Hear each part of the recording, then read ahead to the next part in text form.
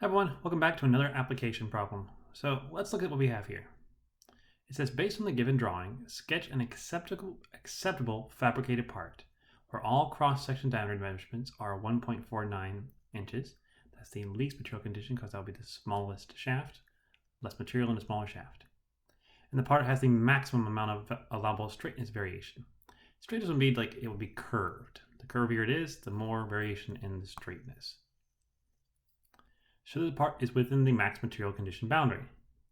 And it wants us to show the diameter of this. So this is more or less what I've done before in the past, is showing us that for rule number 1 of GD&T, that says that at the max material condition, on the biggest shaft or the smallest hole, we have to have perfect form. So what we're going to do to start is I'm going to draw that perfect form boundary like this. This is theoretical currently. Okay, I'm going to go ahead and give that a dimension too. I'll do my best to make it look nice. So that would be 1.51, because that is 1.5 plus 0.01. That's the biggest it could be. Let's go ahead and add in some arrows. Remember, twice as long as they are tall. This is a good rule of thumb. Okay, now within this, I'm going to have my cylinder. And it's going to be fairly wide, but it's going to have slight curvature. Okay. That is not nearly the right size. Let me try to make that a bit nicer there. There we go. That's starting to look more like it. Your drawings don't have to be perfect. I do ask that you put in some effort.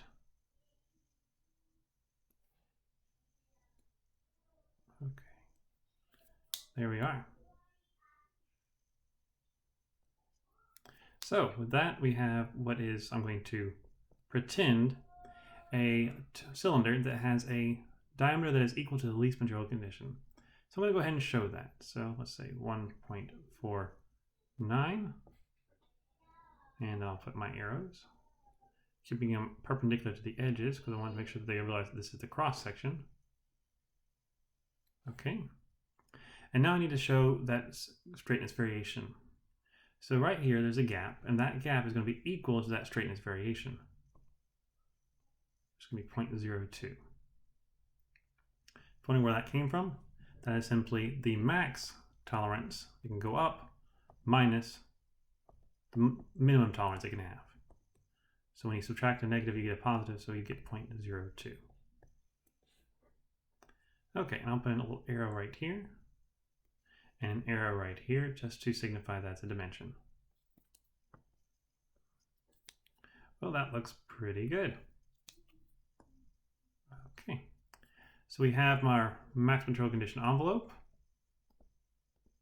we have our cylinder, and we have that straightness variation. So this would solve this problem. Now you're like, well, where's the application dimensions in this? It's less application dimensions, and it's just more making sure that you know what the max material condition is and that you can draw it. So thanks for listening. I hope this helps you, and I'll see you all next time. Bye-bye.